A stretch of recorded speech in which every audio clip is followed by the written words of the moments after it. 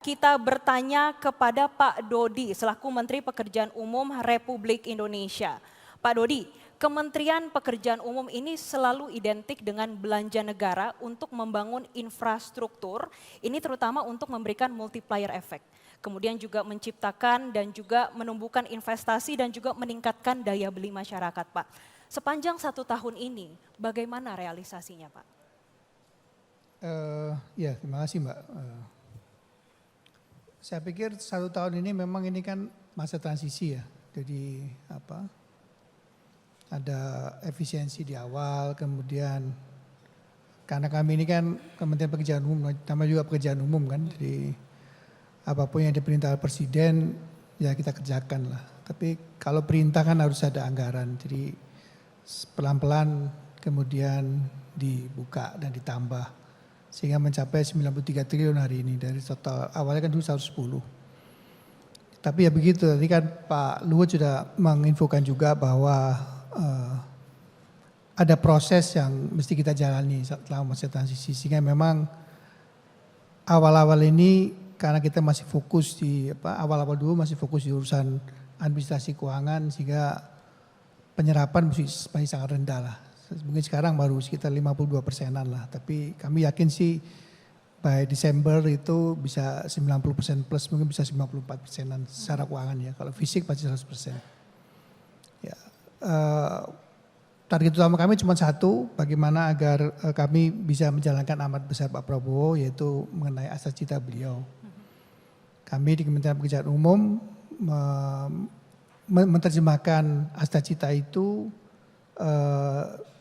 dengan payung yang di kami sendiri kita sebutnya sebagai PU 608. PU 608 itu 6 itu menunjukkan bagaimana kita berusaha apapun infrastruktur yang kami bangun itu memang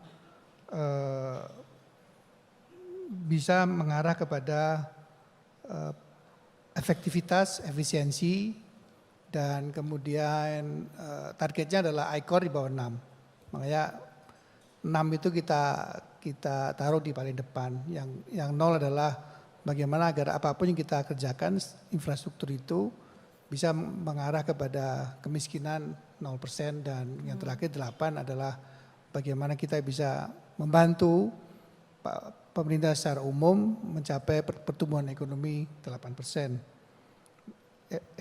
Efisiensi investasi sudah paling utama, kemudian pemerataan ekonomi harus kita yakinkan bahwa pembangunan yang kita kerjakan tidak hanya berfokus pada kota-kota besar tapi juga untuk daerah-daerah.